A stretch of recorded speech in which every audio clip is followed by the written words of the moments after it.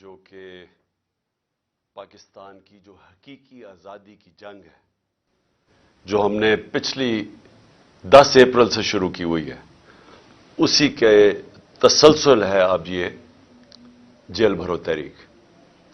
لیکن میں اس سے پہلے تھوڑی سی بات کرنا چاہتا ہوں کہ آج جو شہباز شریف نے ابھی ایک یہ بڑی لمبی سی تقریر کی، جس میں سے میں ایک ہی چیز سمجھا ہوں کہ وہ یہ تیاری کروا رہا ہے قوم کو کہ کیونکہ آئی ایم ایف سے ہم نے اگریمنٹ کرنی ہے، اس لیے قوم تیار ہو جائے مزید اور مہنگائی کے لیے۔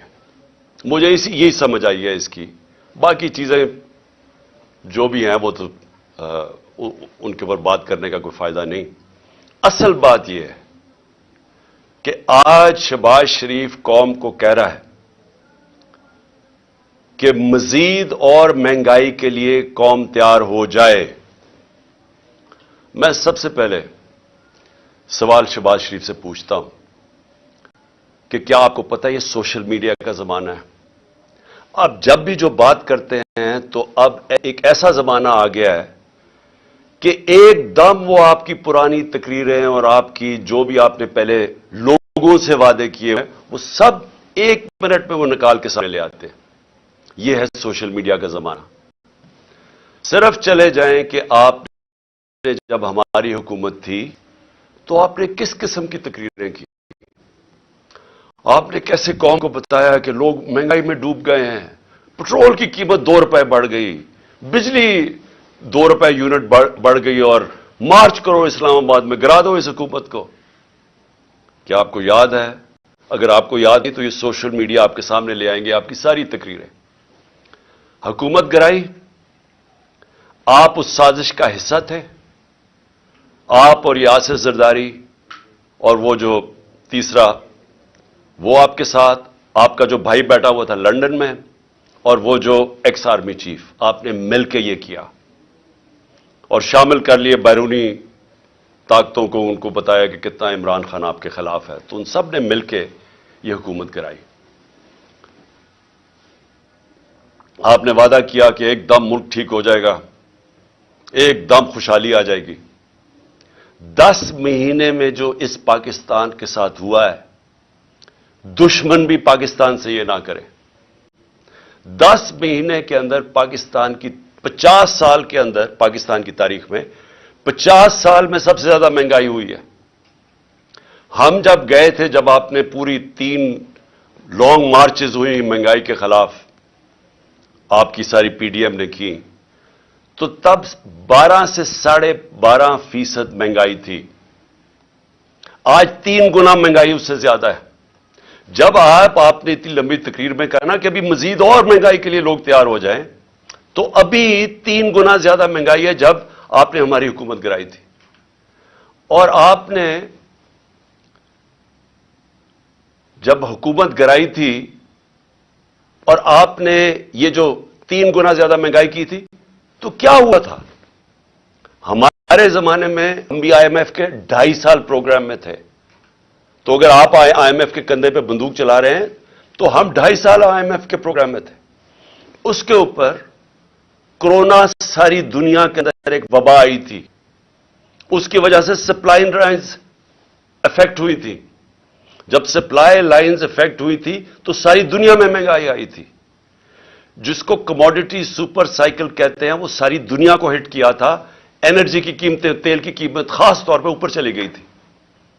ہمارے دور میں تیل کی قیمت $110 سے $115 بیرل پہ گئی تھی، آج وہ $75 سے $85 پہ ہے۔ تو جو اصل وجہ تھی مہنگائی کی وہ تو تیل تھا، تو اب تو تیل نیچے آ گیا ہے۔ آج جو گھی ہمارے زمانے میں تھا، وہ آج کل جو پام آئل جو باہر سے لے کے آتے ہیں، جو امپورٹ کرتے ہیں، وہ دگنا تھا آج کے مقابلے میں۔ آج گھی کتنا مہنگا کیوں ہے؟ آج ڈیزل اور پٹرول اتنا مہنگا کیوں ہے؟ 100 روپیہ زیادہ ہے ہمارے دور سے۔ اور کیا وجہ کہ روپیہ گر گیا؟ تقریباً $100 مہنگا ہوا ہے۔ میں صرف یہ پوچھنا چاہتا ہوں کہ ہوا کیا؟ इस मुल्क में सैलाब आए हैं, जिस तरह हमारे दौर में वो वबा आई, इस मुल्क में जल्जले आए हैं, लेकिन कभी इस तरह की महंगाई नहीं हुई। और आपके दौर में किसी चीज के ना होने की वजह से यह महंगाई हुई है। तो आज ये जो आपने जो आज भी पाकिस्तान की तारीख में फिर से 50 साल में सबसे ज्यादा महंगाई है और हमारे दौर से 3 गुना ज्यादा महंगाई है। आज आप कह रहे हैं कि क्योंकि IMF से हमने एग्रीमेंट करनी है, अभी मजीद और महंगाई के लिए तैयार हो जाओ। और फिर ये जो सारे लोग आपने बैठा के ये अवाम को ये तैयारी करवाई थी मजीद और महंगाई की, तो मैं समझा कि आप कोई बड़ा कोई फैसला करेंगे। हम उम्मीद ही रखते रहे कि शायद आपको कोई अवाम की फिक्र हो और आप ऐसी स्टेटमेंट दे दें कि आपने और ये जो आसिफ जरदारी ने और आपके खानदानों ने जो 30 साल से पैसा चोरी करके मुल्क से बाहर लेके गए हैं, जो लंदन के सबसे महंगे इलाके में 4 लग्जरी फ्लैट्स हैं, सबसे बर्तानिया का प्राइम मिनिस्टर वहां नहीं रह सकता, बेटा रहता है जो कि 9 अरब पुराने, अब 10 अरब का कम से कम वो जो प्रॉपर्टी एक बेटा रहता है, 1 हाइड पार्क। बाकी इनके बिजनेस इंटरेस्ट है, इनके बेनामी प्रॉपर्टीज हैं, जरदारी की बेनामी प्रॉपर्टीज हैं, 30 साल से मुल्क से पैसा चोरी करके बाहर लेके जा रहे हैं। तो शायद आपके अंदर कोई तकलीफ होती है अवाम की कि वो आधा भी पैसा पाकिस्तान में ले आए, मैं आपको यकीन दिलाता हूं इतनी महंगाई ना करनी पड़ती। तो लोगों से कुर्बानियां ले रहे हैं, लोगों को बार बार पहले ये महंगाई करके मजीद और कुर्बानी लेना चाहते हैं, कोई अपनी भी कुर्बानी दे दें। ये जी हम सरकारी गाड़ियां कम कर देंगे तो पता नहीं गवर्नमेंट वो जो जमीनें हैं वो बेच देंगे, इससे लोगों को पागल ना बनाएं। अगर कुछ करना चाहते हैं, जो चोरी का पैसा बाहर रखा हुआ वापस लेके आए। हाल ये है कि जो 100 रुपया, जब 100 रुपया गिरा डॉलर के बनिस्बत, तो इसका मतलब कि ये कौम की 100 रुपए दौलत में कमी आई। और आपके जो डॉलरों में बाहर पैसे पड़े हुए हैं, जो आपका सारा टब्बर बाहर गया हुआ है, वो डॉलरों के अंदर दौलत में इजाफा हुआ। कौम गरीब हुई, आप अमीर हो गए हैं। इससे डिवैल्यूएशन से कोई फर्क नहीं पड़ता। तो ये मगरमच्छ के आंसू ना हमारे साथ दे कि जी बड़ी तकलीफ है। आप कुछ करना चाहते हैं, बाहर का पैसा लेके आए। और आपने किया क्या आके 1100 अरब रुपए के करप्शन के केसेस अपने NRO 2 लेके खत्म किए। 1100 अरब रुपए के ये सारे आपने आते साथ ही असेंबली में बैठ के अमेंडमेंट की नैब में और ये सारा खत्म किया। और लोगों को कह रहे हैं फिर कि जी आप मजीद और महंगाई के लिए तैयार हो जाए। कौम तैयार है लेकिन महंगाई के लिए नहीं, किसी और चीज के लिए तैयार है।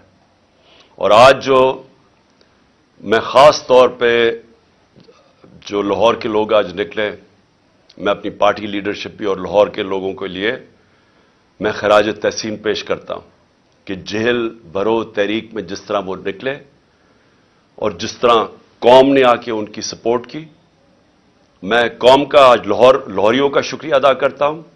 उससे पहले परसों जब मुझे तलब किया अदालत ने और सिर्फ 3 बजे जब फैसला किया और 5 बजे के 4:30 बजे घर से निकला, तो जिस तरह कौम निकली सड़कों के ऊपर, मैं उनका भी शुक्रिया अदा करता हूं। मैं वकला का शुक्रिया अदा करता हूं। ये जो क्या आपके सामने नजर आ रहा है, ये शहबाज शरीफ है, देख लो। ये कौम आज इनकलाब के लिए तैयार है। इनको इस तरह की गोलियां अब वो नहीं लेंगी कि अपने इश्तिहारात में तस्वीरें दे दे के दोनों भाइयों की तस्वीरें कि जी सारी तरक्की इश्तिहारात में हुई, अरबों रुपए के कौम के पैसे के अपने पब्लिसिटी के देने के लिए। इससे अब कौम बेवकूफ नहीं बनेगी। कौम ने अपना फैसला कर लिया है। कौम सड़कों के ऊपर आने के लिए तैयार है। मैंने जब से मेरी हुकूमत गई, मैंने तब फैसला किया कि मुल्क के हालात ऐसे नहीं कि मैं अपने मुल्क में कोई नुकसान पहुंचाऊं अपने मुल्क को। मैंने सारी जो अपनी जद्दोजहद की 10 अप्रैल के बाद, वो सारी आइन और कानून के बीच में की।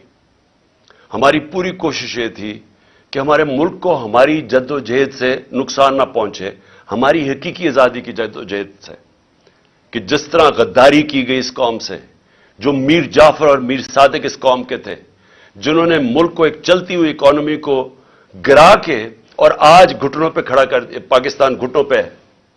آج ہم IMF بلکہ کسی بھی دنیا کی اب طاقت کے سامنے، جب ملکی بینکرپٹ ہو گیا تو ہم کیا بات کر سکتے ہیں؟ یہ آپ کی اور آپ غداروں کی ذمہ داری ہے۔ آپ ذمہ دار ہیں اس کے کہ جنہوں نے اس ملک کو آج یہاں کھڑا کیا ہے۔ انڈسٹری بند ہو گئی ہے، ہر روز لوگ بے روزگار ہو رہے ہیں۔ فیصلہ آباد جا کے دیکھیں، جدھر مزدور نہیں ملتا تھا آج وہاں حالات دیکھیں۔ ایک طرف بے روزگاری بڑھ رہی ہے، دوسری طرف مہنگائی بڑھ رہی ہے۔ اس کا کون ذمہ دار ہے؟ اس کے آپ اور آپ کے سہولت کار جنہوں نے یہ سازش کی تھی، آپ ذمہ دار ہیں۔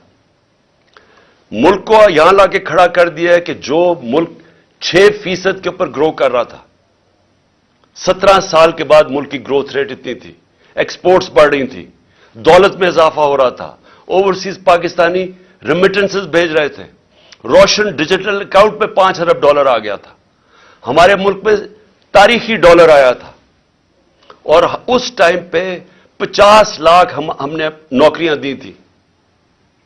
اور اس کے باوجود کہ دنیا کے اندر ایک عالمی مہنگائی آئی تھی اور وہ امپورٹ ہو رہی تھی، اس کے باوجود ہم روک کے رکھے ہوئے تھے۔ ہم نے پوری کوشش کی عوام پہ زور نہ پڑے، اس گورنمنٹ کو گرا کے آج پاکستان کو ادھر کھڑا کیا ہے۔ میں یہ سمجھتا ہوں کہ یہ تقریباً ایسے لگتا ہے کہ سازش تھی پاکستان کے خلاف، اور یہ جو میری حقیقی آزادی کی جو تحریک ہے وہ ملک کو اس طرح کے غداروں سے آزاد کرنے کے لیے۔ ہمارا مقصد کیا ہے؟ پاکستان کے اندر آئین اور قانون کی حکمرانی ہو، جنگل کا قانون نہ ہو۔ ہم وہ چاہتے ہیں کہ پاکستان میں، جس کو رول آف لا کہتے ہیں، انصاف ہو۔ ہمارے ساتھ جو کیا گیا جب سے ہماری حکومت گرائی، ہر قسم کا حربہ استعمال کیا گیا ہمارے خلاف۔ ہمارے جس کو فنڈامنٹل رائٹس کہتے ہیں، بنیادی حقوق، جس کے اوپر ایک معاشرہ کھڑا ہوتا ہے، جو ایک انسان کی حفاظت کرتا ہے طاقتور کے ظلم سے، جو ایک حکومت جب غلط کام کرے تو ایک آئین اس کے بنیادی حقوق کی حفاظت کرتا ہے، وہ ختم کیے گئے۔ جو 25 مئی کو ہوا، لوگوں کے گھروں میں گھس گھس کے انہوں نے، لوگوں نہ چادر نہ چار دیواری کا سوچا، لوگوں کے اوپر جو ظلم کیا، نہ عورتوں کے دیکھے۔ ایک 11 سال کے بچے کو اٹھا کے صبح کے 3 بجے لے گئے پولیس اسٹیشن، کیونکہ باپ نہیں تھا اس کا۔ جو 2 لوگ ہمارے شہید ہوئے، اس میں کتنے لوگ انجرڈ ہوئے، عورتیں بچے دیکھ رہے تھے، ان کے اوپر ٹیئر گیس شیلنگ کی، پرامن احتجاج ہو رہا تھا۔ ایسے لگ رہا تھا جیسے مقبوضہ کشمیر میں ہے، کہ جیسے کوئی بیرونی ہمارے اوپر طاقت ظلم کر رہی ہے۔ کوئی کسی کو فکر نہیں تھی کہ ایک بنیادی حق ہے ایک جمہوریت کے اندر کہ پرامن احتجاج کیا جائے۔ اس کے بعد کیسز بنائے گئے، نیب کیسز بنائے گئے، اور میں یہ نیب چیئرمین جو ان کا خاص نون لیگ کا آدمی تھا، اس نے بھی، وہ بھی مجبور ہو گیا کہنے کے لیے کہ جھوٹے کیسز بنا رہے ہیں، اور جن لوگوں کے اوپر کیسز بنائے جائیں ان کو معاف کیا جا رہا ہے۔ 1100 ارب روپیہ۔ آپ کو پتا ہونا چاہیے کہ ہمارے 3 سال میں، 3.5 سال میں 480 ارب روپیہ نیب نے ریکور کیا، جو پاکستان کے خزانے میں آیا۔ 480 ارب روپیہ 3.5 سالوں میں۔ 1100 ارب روپیہ مزید اور آنا تھا، انہوں نے سب معاف کروا لیا۔ اور پھر لوگوں کو کہتے ہیں جی مزید اور تیار ہو جائے مہنگائی کے لیے۔ ہمارے فنڈامنٹل رائٹس نہ انہوں نے اس کی فکر کی۔ نیب، FIA، جس طرح کے ہر دوسرے دن کیسز، میرے اوپر 70 FIRs کاٹی ہیں، کوئی فکر نہیں ہے، جتنی مرضی کرے۔ اس لیے ہم نے یہ جیل بھرو تحریک کا لوگوں کا خوف اتارنے کے لیے، خوف کی زنجیر توڑنے کے لیے، کہ یہ جو خوف دیتے نا ہم جیل میں ڈال دیں گے، پوری کر لو اپنا شوق۔ دیکھا جس طرح آج لوگ نکلے ہیں، ساری ہماری لیڈرشپ نے خود لیڈ فرام دا فرنٹ کیا۔ انہوں نے کہا ہم تیار ہیں جیلوں کے لیے۔ ہم نے 200 لوگ تیار کیے تھے، ہزاروں لوگ تیار ہو گئے جیلوں میں ڈالنے کے لیے۔ وہ پشاور سے مجھے کالیں آ رہی ہیں کہ جی 200 کا نہ بتائیں، ہم تیار بیٹھے ہیں، کل لیڈرشپ تیار بیٹھی ہے، ہزاروں لوگ تیار بیٹھے ہیں جیلوں میں جانے کے لیے، پنڈی سے کالیں آ رہی ہیں، ہم تیار بیٹھے ہیں، پاکستان تیار بیٹھا ہے، کیونکہ پاکستانی تنگ آ چکے ہیں۔ یہ جو ہمارے اوپر یہ جب سے امپورٹڈ حکومت اور یہ مجرموں کی حکومت آئی ہے، مجھے کوئی بتائے، میں آج سارے پاکستانیوں سے پوچھ رہا ہوں، مجھے بتائیں اس ملک کا کیا مستقبل ہو سکتا ہے جدھر ایک مفرور، ایک بگوڑا ملک سے قانون سے بھاگا ہوا اربوں روپے کی پراپرٹیز میں باہر بیٹھ کے اور ملک کے فیصلے کر رہا ہے۔